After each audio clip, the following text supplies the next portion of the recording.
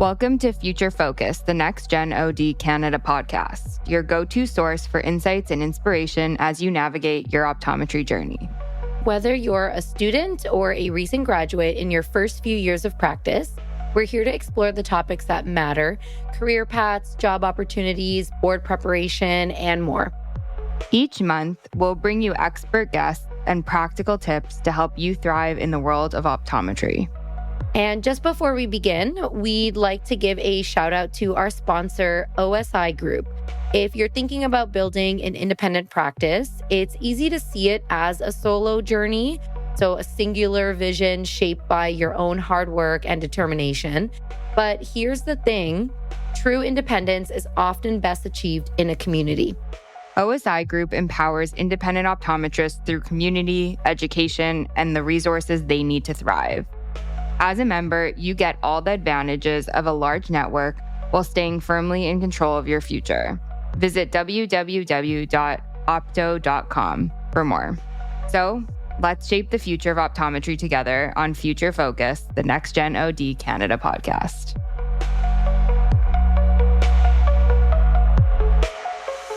Welcome back to the Next Gen OD podcast. We are so excited to be here today, and we have a very special guest who I'm sure none of you know. Just casually, like, the podcast guru is coming on our podcast. So we're very excited. Yeah, I'll give it over to Amrit to pass it on. No, of course, because I guess, we're all podcasters now. So I feel like we're all we have Dr. Harbir Sian on the podcast today, and we're really excited to have him on because over more than a decade now, he has really built up his presence online in the eye care world. And there's always these conversations for optometry students on, is it helpful to have your own branding online or to have a social media presence online? And we thought that Dr. Harbir Sian would be the best person to talk to about this because he really did, build his identity on social media from the ground up when he started early on in his career. And so I'm sure his, journey and experience is going to resonate with a lot of students that are listening. And so without further ado, let's have Dr. Harbir Sian introduce himself for anybody, like Alexa said, who might not know yet who he is before we jump in. You guys are being way, way too generous, way too kind. Thank you very much. I'm humbled. I'm sure there's many, many people out there who've never heard of me or seen me before. So I'm happy to give a quick introduction anyway. So yes, Harbir Sian, I'm an optometrist based in Vancouver. We have a few clinics and I've been practicing, this will be year 15, graduated in 2010 from NECO. So go NECO. Wow. Yeah. And the podcast is a big thing that I do now, the 2020 podcast. But like you said, I actually kind of found my way into various media, social media kind of platforms over the last decade or so and have found some value in leaning into those. Yeah, I remember when I first discovered who you were 5 years ago. I believe it started out with a blog, right? So it was more you were doing online blogging, just writing about, what is eye care, what is glaucoma, what are cataracts, and kind of sharing blog posts. Is that where it all started? Or did you have sort of online stuff before that? No, as far as online content, that's where it started. So I graduated in 2010, as I said. And that year, just before our because graduation is usually in May, right? So I think just about a month or so before that, I was doing my final rotation, fourth year rotation back here in Vancouver. And we all got this big bombshell dropped on us that BC was deregulating eye care entirely. So you could go online and buy your glasses and contact lenses without any validation of a prescription. Any Joe Blow could open up an optical without any certification and just sell you glasses, or contacts or whatever. And it's still like that today. But at that time, it was a massive bombshell and we thought the sky was falling and the profession was going to die. And I was just about to graduate after all these years of school and all the tuition and everything, right? So I was really angry at first, as all of us probably were. But I realized quickly that just being angry at the public is not helping anybody. So I started doing the blog. So I thought, okay, education maybe is the best way to go about it. So I started writing blogs and actually started out as an email. Back then, it was still email chains were still kind of a thing, or email groups and things like that, right? So I would write emails to just like my friends, basically 10 people. And I'd be like, just here's a little topic maybe you didn't know about your eyes. And I did that for a few weeks, maybe a few months. And they were like, oh yeah, by the way, my coworkers really like your stuff. I was like, how do your coworkers know about it?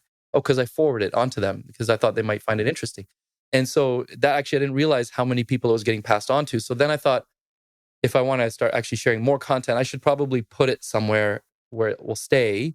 And then I can share that via email. So that's what I started writing the blogs on, yeah, like you said, various topics, cataracts, glaucoma, whatever. And I like to write. I actually enjoy writing, and I really enjoy sort of like sarcastic, dry humor. So that's how I write as well. So I would kind of really write them and trying to be witty. I don't know if I could call myself witty. I feel like that's too much of a compliment, but I would try to write them in a funny way. I would throw in, pop culture references and lyrics from rap songs and stuff like that into the blog, so it would be more enjoyable to read. But that's where it started, and then went on to the other stuff after that. I love that. That's awesome. Do you still have the blog? Yes, I do. So I started, it's transitioned a lot now, but I still have those really old blogs. They're still there. I don't want to go back and read them. That was like 10 years ago. I don't even want to look at it anymore. But the website's called aboutmyeyes.com. That I still use that same URL. It takes you to the 2020 podcast website now, but it's the same URL. But I went from the blogs to like YouTube videos and trying to share the same kind of message. But one quick thing, I know we got to talk, well, I guess we're talking about this kind of stuff, but I think what you might have seen in the past, Amrit, was, I've done a fair bit of like TV stuff, news things and whatever and things like that. But the very first time I got on the news to talk about anything, it was because of a blog that I had written. And it was, still only in my first year out of school, because I'm a big hockey fan, Canucks fan, and the Canucks were doing very well at that time. And one of our top guys got injured. He took a puck to the eye.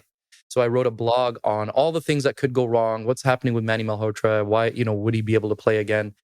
And one of the news outlets saw the blog, I guess, and they called me on to come on the news because of that. So, this is one thing I tell a lot of new grads and students is like, you think maybe nobody's looking at it, but once in a while, somebody somewhere saw it and passed it on to someone else, and you never know what opportunity it might open up for you. That's the whole point of social media and digital marketing, right? Which is what we're mainly talking about today. It's that you can post one thing and you think that nobody's watching, but social media is connecting the entire world together. So maybe nobody's watching in the city you're even practicing in, right? Or where you want to get a job and work, but there's someone in another country looking at your content, and it's still going to resonate with that person who's going to share that content with their cousins, their friends. And so there's always an opportunity for something to come about from any sort of post that you're going to be sharing on whatever platform. And I want to know, Harbir, can you share how you started your journey into then practice ownership in your early years, and what role did your digital marketing experience and social media experience play a role in that success for practice ownership? How did you tie it together? I mean, out of school, I always wanted to be an owner, clinic owner. That was always my goal. So I was always on the lookout for it. I have a business partner, as you know, Dr. Harleen Tekhar. So when we graduated, we went to different optometry schools, but when we finished, we both graduated in 2010. We decided, let's consider becoming partners and let's scope out locations and everything together. So that's how that kind of came around. It was a few years after graduating that we got our first opportunity. But as far as like branding, in the beginning, I kind of struggled to figure out how to tie it in. And I started doing, most of what I was doing was personal branding. I was branding myself, which I encourage everybody to do, but then figure out how to tie it into your business, right? And create content for your business and share information with your patients through your business Instagram or whatever it might be. But ultimately, patients were finding me or finding us because of the social media content I was putting out there, educational content I was putting out there. So I do find it very valuable, but finding a way to not just be like, hey, look at me, I'm an optometrist and I can tell you about this, but somehow draw it back to what you do in your practice and your demographic so people can come to you and get the care that you want to provide them. And, I'll tell you, a lot of times people don't say that they found you online. Like, these days it's a little bit more normal, but 5 years ago, 10 years ago, it was almost like a weird, like taboo thing. Like, oh, I found you on social media, so I came to your office. So a lot of people wouldn't say anything. So I didn't know it was working, actually. but then they might mention something to my staff on the way out or or later on, I found out that all these people came because they saw these things online. So to your point again, it might not look like somebody's watching. It might not look like it's drawing people in, but a lot of times it is. And like everything else, it takes time to build momentum. So I would encourage, whoever is looking to build a bit of an online presence, don't worry if a month in or 6 months in, it doesn't look like it's giving you any traction. It's kind of that compounding effect, right? And then all of a sudden, it seems like every day there's someone coming in because they saw a social media post or a YouTube or whatever. Yeah. I think it's so funny because I get asked that too by like my staff or even my friends are like, is your social media bringing you patients? And it's really hard to quantify. And it's funny because I've actually had a few patients DM me and I'm like, did you find me before or did you look me up after? You just like don't know. Yeah. And then sometimes you're right. Like patients are shy and they don't really want to say, oh, I found you on Instagram. Like I would have no problem saying that to like a dentist or whoever I found because I always look people up. And I think it's becoming more common to, use TikTok, Instagram as research tools. So especially like for our friends in our generation. Yeah.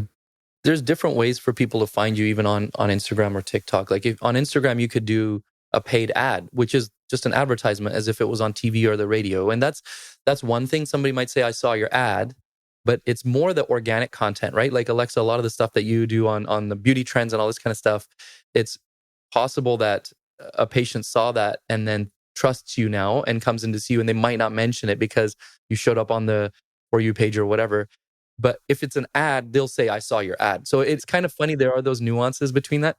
But on that note, like I'm guilty. I haven't done it enough, but I encourage others out there to do some of the paid stuff. It doesn't cost that much. If you have a post that's done well, or if you like, we're starting to do more ortho. So I'm actually going to be creating some content that's going to be specifically for paid advertising on Instagram and that type of thing around ortho. And it works. We did some stuff where we were doing like, I don't know, we were just trying to drive traffic into the office. So we were doing like, if you go to the landing page and put your information and you get $50 voucher towards a pair of glasses or something like that. And yeah, we ran that for a month or so and we got like 10 or 12 people. It's not a huge number, but it didn't cost us very. It cost us maybe a couple $100 to run that. And we got, a handful or more, a dozen people. I can't remember how many it was now. And, that more than outweighs the cost of the advertising plus some, especially when you look into kind of the lifetime value of the patient, assuming they stay with you. There's a lot of value to using social media for those types of things, marketing things.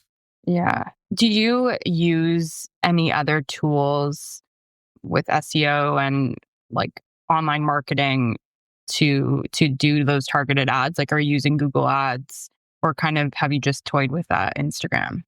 Yeah, no, we've done Google Ads a lot more than we've done social media. Yeah. Like Instagram, Facebook stuff. Just because I find that gives us a bit more long-term traction and builds the SEO for our website and everything. But when it comes to doing Google Ads, or even if you're going to lean more into Facebook, Instagram, at that point, I feel like you need to hire somebody because it's so much work and it's so technical as far as the keywords and all these things and figuring out which keywords are going to give you the best bang for your buck and likely bring in more people. And in our area, for example, in Surrey, there's an insane amount of competition for like just standard words like eye exam or optometrist or eye doctor. We'd have to be spending triple what we normally spend just to try to even compete in that space. So we try to compete on some of the kind of less used keywords that are still bringing people in for us. And I can't even tell you what those keywords are because I'm paying someone to do that for me. But I know when we have the meetings, we're like, we are not paying money for this. We're paying money for this. And, and we still show up when we're supposed to show up. So it's helpful. But you got to spend, and it's taken me a long time to come around on it, but you have to spend quite a bit of money for Google Ads to really pay off. The other way to just get traction is organically have good SEO. And that comes from having a very good website with a lot of good content on it.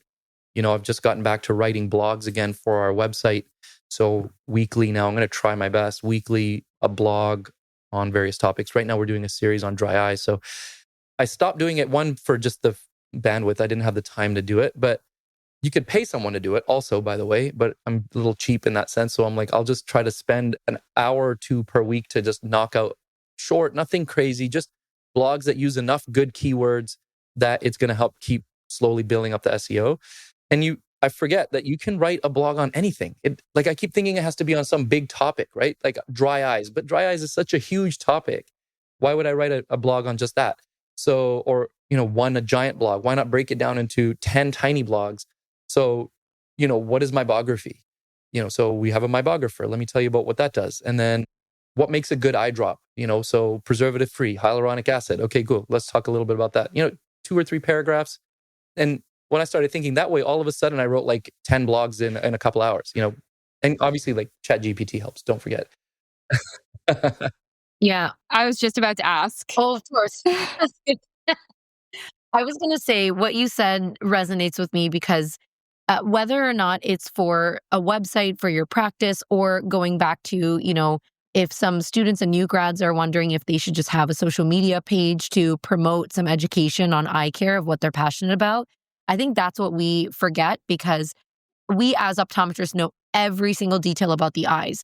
So, and we think about the eyes every day when we're at work. So the little details of, oh, when you have allergies and when your eyes are itchy, don't rub your eyes. Like that's something that we think is so obvious that everybody should know. And then when you say it to a patient one day, they go, I had no idea. And then you're thinking, that is such a simple little topic to talk about that you would have never thought that other people who are not in the eye care world want to know just those basic facts. And so it is very simple and easy to create any sort of online content to share these tiny little tidbits that nobody else would know is a thing. And I get caught up in that too, because for my social media, I talk a lot about pediatrics and children's vision. And I was really good at making the educational content a year and a half back. And I haven't really made as much now because in my head, I'm thinking, what else can I share about kids' eyes? Like what else can I really talk about? And then again, every single day when I'm at work, I'm like, parents are just surprised when I tell them, make sure your kid doesn't lean forward at the table when they're coloring. Like it's such a simple thing that I still don't think that anyone wants to hear about it. But these are the little things that the non-eye care world would love to hear. So it doesn't have to be daunting. It doesn't have to be an essay, a patient case, an article that you have to share about all the time. It's just these little tips and tricks that, people in the outside world would love. And so, yeah, it doesn't have to be such a big task for you to do. So you just reminded me to work on that.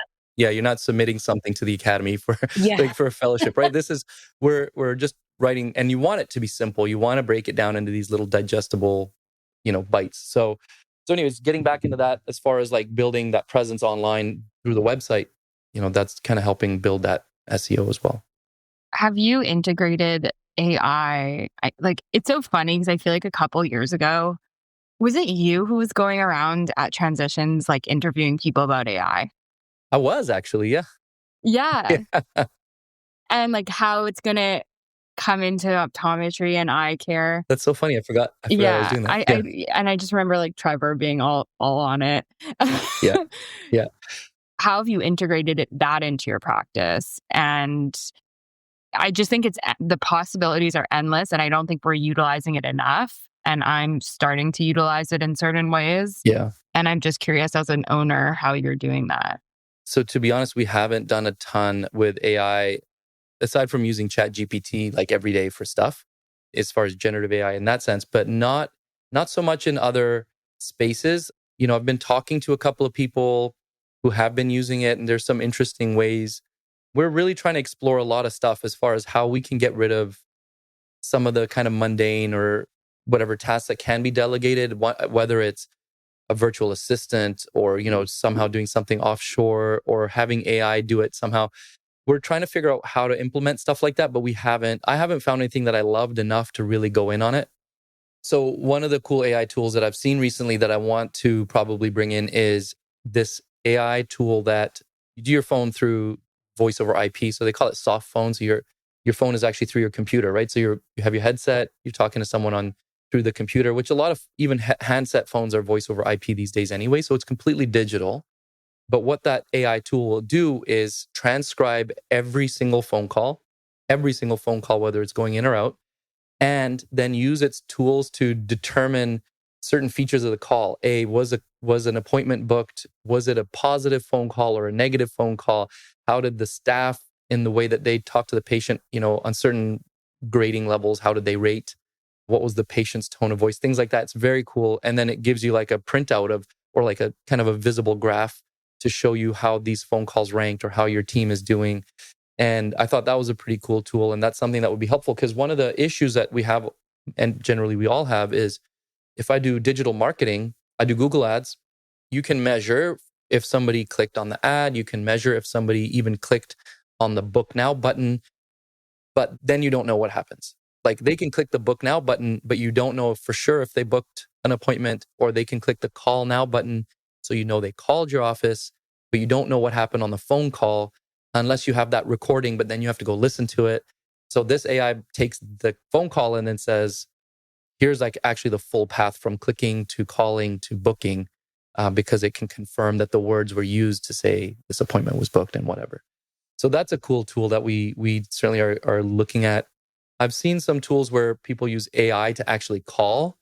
I don't know if it would work in healthcare, work in optometry, but I have received calls from AI from businesses that I interact with. And I was like, I could still tell this is not a human. Yeah, an automated voice. Yeah, if it's just, it sounds pretty human, but there's like little glitches in there. But the point of AI is that it's interactive, right? So it's asking you a question and you're answering it, and it's giving you the information. So it's one thing if it's an outgoing call to a patient to say, patient reminder, you have an appointment, do you have any questions? And the chatbot voice AI might be able to answer some of those questions over the phone. So there's some cool stuff there, but we haven't implemented any of that stuff yet, but I've definitely been looking into it. Do you dream of forging your own path in optometry? OSI Group empowers optometrists to build thriving, independent practices. Your vision, your way. Business coaching and support, practice management software, digital solutions, and advantageous volume discounts. OSI Group is 100% member-owned and proudly Canadian. Standing out doesn't mean standing alone. Join a dynamic community fueling your success at every stage of your journey. Take the first step today at www.opto.com. That's OPTO.com. I find that with AI, that's always the hard, we don't know what's going to happen with the mixture of, we want AI, we want more automated processes so that, we can focus on other important things. But then there's always going to be a part of us, in the human race where we want social interaction, we want some human interaction. And so I feel like I don't know when or if we're ever going to have this sort of middle ground where we can have like kind of the best of both worlds, because AI has only been introduced, to the public in the last, couple of years. So we're all trying to still figure out and navigate what to do. I find that in my practice, we're using a lot more automated things with our EHR system, send the text and the email reminders to book their appointments, send, emails to say, how was your experience? Rate us on Google. And then we have a business coach telling us, you got to call every single person, like they want to hear you on the phone calling them and say, hey, we're so happy you came last week. How was everything? How are your glasses working out? Let us know, if you need anything else. It's been more effective for us in the last month booking recalls when our staff has called them on the phone, even though we've sent them a text and an email reminder. It's the old school. Right? It's still kind of old school, but I think it's more of just, I think people will still pick and choose when they want a human interaction versus when they want nobody to call them, nobody to message them, and just like have something done, automated in the background. Yeah. So yeah, I find it really interesting to see where it's really going to go. Man, I'm using ChatGPT so much these days. It's having full conversations with me, and I'm starting to think it's a real person too. Yeah. Yeah. I mean, I use a lot of ChatGPT for social media captions and ideas for reels and videos. And so I'm always like, thank you so much, because you want to be nice to it. You never know what's going to happen. Never know. You never And know. it's like, you're welcome. I'd love to help you. And I'm like, this is the nicest person who's talked to me today. I think that kind of blend of new school and old school is always going to be there, and it's always going to be important. So 100%, the phone calls for recalls, super important. And if we're going into the marketing, for example, side of things, that's also like old school techniques of just networking and going to community events and boots on the ground kind of stuff. That's still very, very important, depending on where you are, what you're trying to achieve. But in addition to all the Google ads and the Facebook, Instagram stuff, that and like I'm still finding, as I'm more and more involved in my kids' soccer, for example, talking to parents about eye health. Last fall when the season was kicking off, I set up a booth for BCDO, our association, at the fall kickoff, and I was comfortable doing it because my office is far from where my kids were from where I live and from where my kids play soccer. So I was standing there representing BCDO, but everybody was asking me, "Where's your clinic? Where's your office? Can I come see?" And I was like, "No." And I felt a little bit better. Then I didn't feel kind of gross about like I'm trying to represent BCDO and also make some money off of this. I was just there for BCDO. But if you go there and you have an agreement with the team or you pay for a booth at something like that, everybody's going to ask you that same question. Where's your office? I can come to your clinic. And if my office was down the street, I would have had like 20 new patients just from that one event. Like it would have been super, super valuable. So I'm doing that kind of stuff in Surrey now, which is near my office. I'm getting involved with soccer clubs and stuff. It's old school. It's super old school strategy, but it works really, really well. So I know we're talking more digital marketing, but let's not forget about the traditional stuff. Yeah. We actually, I've been to a few fun fairs, which are a great place you do usually have to give a bit of a sponsorship, but that's like targeted kids, families, parents. It's so great. Well, bringing it back to, the idea of digital marketing, right? And branding yourself. I think what you just said really makes social media brand, what it is and how to get patients in the door. It's that trust that you're building with the people who are watching your content or reading your content and learning from you, because you are now the face of, BCDO when you're at that booth. And so you're a real person. You are talking to people one-on-one, answering their questions. You're there the whole time for that event, willing to chat with anybody about anything that they bring up. And I think that's what builds that trust in your brand of who you are. And so I believe that they would not be interested in just eye care in general and the association and what it has to offer. They see you and they say, well, now I trust you. I want to go see you for all of my eye care. And I found that when it comes to digital marketing, again, for myself and for Northern Sight for my practice, when they start to see your face on all of those posts, they see your face on the website, they see pictures and videos of you in the community talking with people, they also start to realize you're a real person. You are there to educate people. And so they will trust you more than, going to an eye doctor's place where they still don't even have pictures of the doctors that work there on their website. It's just like a little gray icon. Like, I don't know who I'm talking to. I don't know, if this person has a welcoming demeanor or a very cold appearance to them. So I just wanted to bring that up, that I really think that when you get your face out there online, it does start to build that trust with new patients who want to come in and get your opinion, for their eye care issues. And I wanted to do a quick transition just because when we're talking about digital marketing in the online world, online reviews from patients are so important as well, not only for our own practice, but if you're an associate doctor, patients can still post reviews about their experience with you at the practice that you're working at.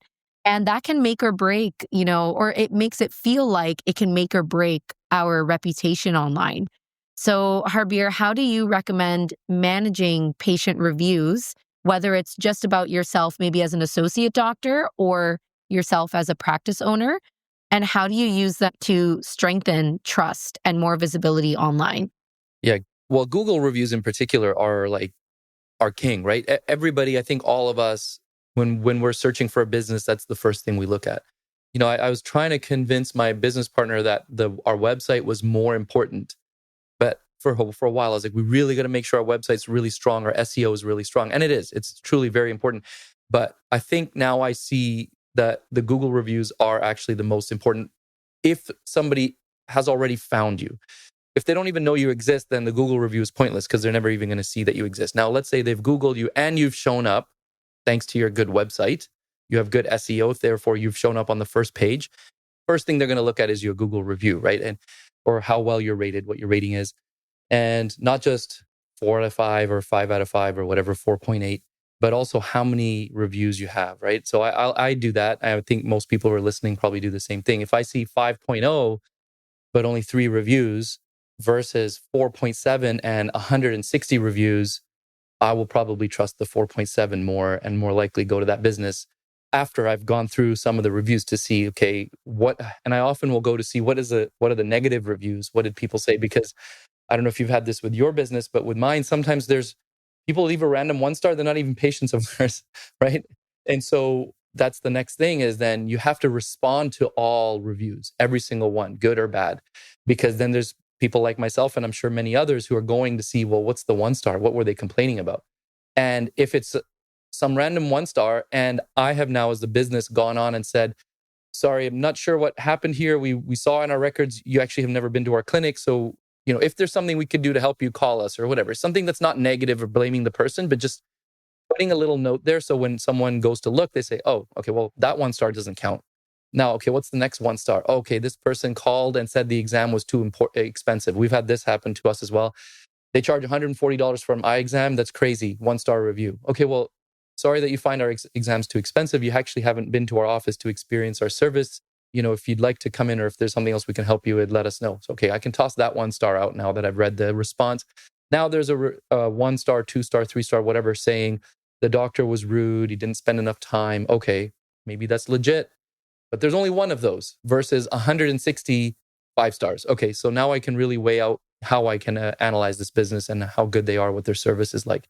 So it's important that you respond to literally every single review. Now, granted, I'm a little behind. I probably have a 10 or 12 reviews to go over the last couple of weeks that I have to go respond to. But as long as you're staying somewhat up to speed with that, making sure you're checking those every week or so, I think that's really, really important because that's how so many consumers are judging businesses right now.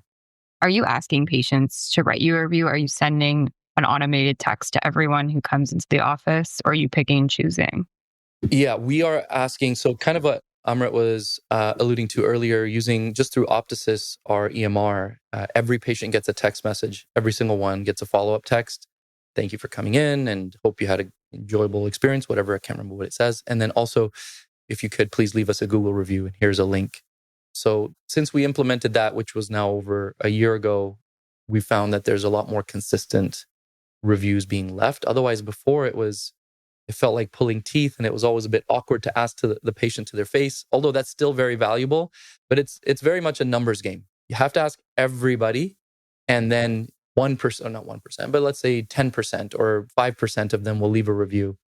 And it's usually like, when do you leave a review? You usually leave a review if you have either a very good experience or a very bad experience. Usually if it's a middle, you don't really, whatever. Unless you're like one of those like really active Google reviewers who's got like all sorts of badges from Google because you like review so many places. That's a different story. But the average person, you're going to leave a review if you had a great time or a great experience, or if you had a bad experience. Thankfully, if you generally have good service, 99% of people come through your doors are going to have a good experience. So if you ask everyone, chances are the people who leave reviews are going to be 5-stars, just by the numbers. You do have to be careful. I did receive an email from Google recently. It was just a generic one. I think they probably sent out to everybody, hopefully, about, not soliciting reviews. You have to be careful. I don't know how they would figure it out, but you're technically not allowed to like compensate people for leaving reviews and other things like that.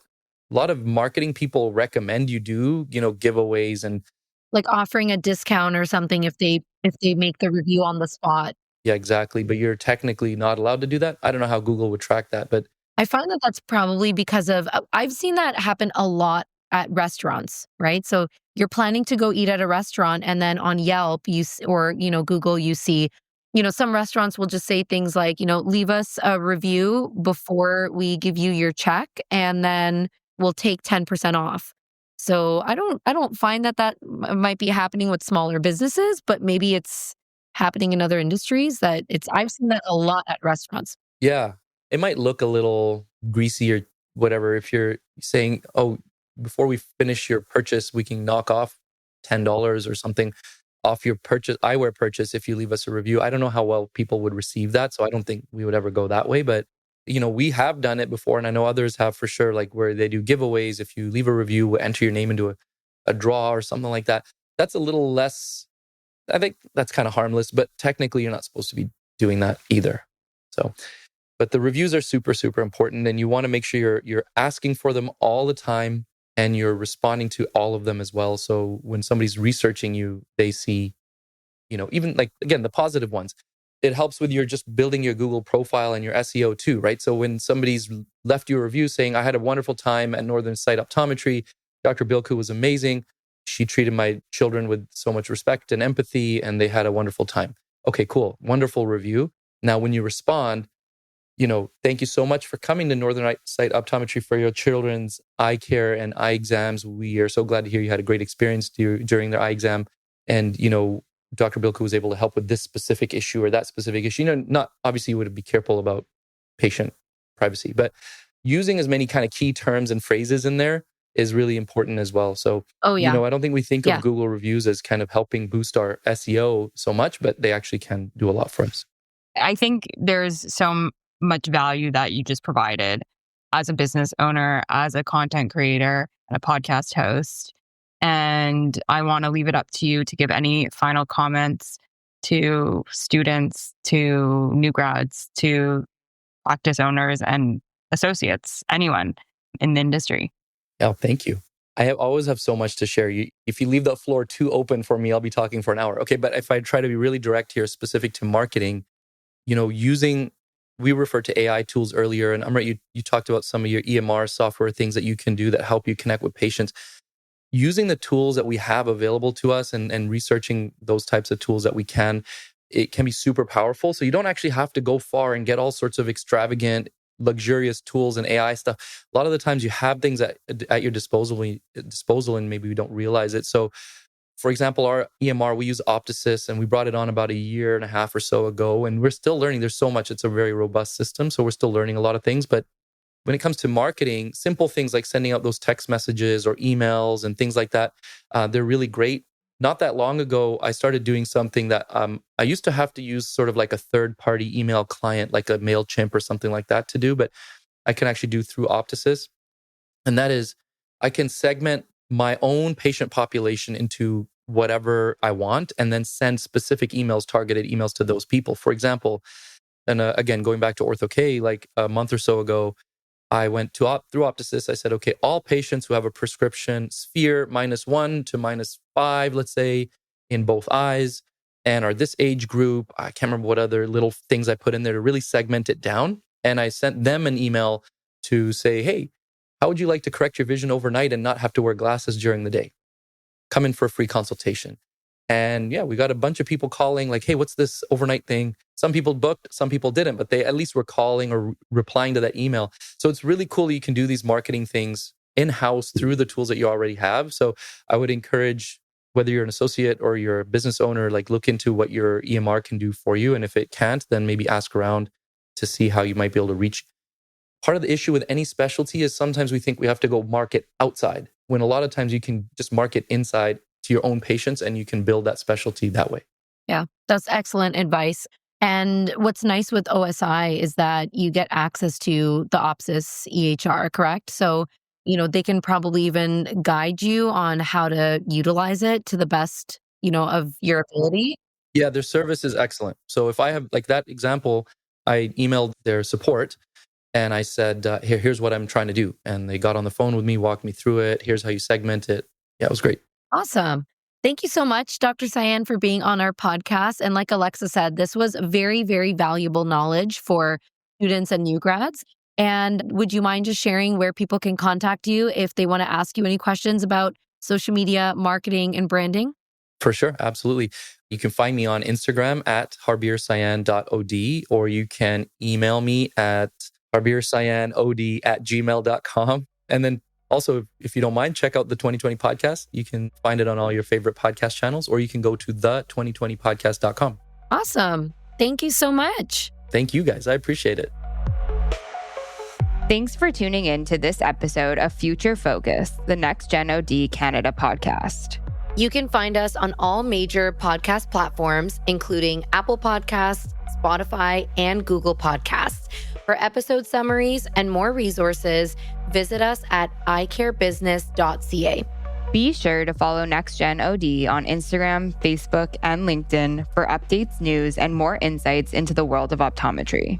And this episode was brought to you by OSI Group, where connections, coaching, and collective buying power support your independent vision. Visit www.opto.com for more. Don't forget to check out the show notes at icarebusiness.ca. Until next time, stay focused on your future.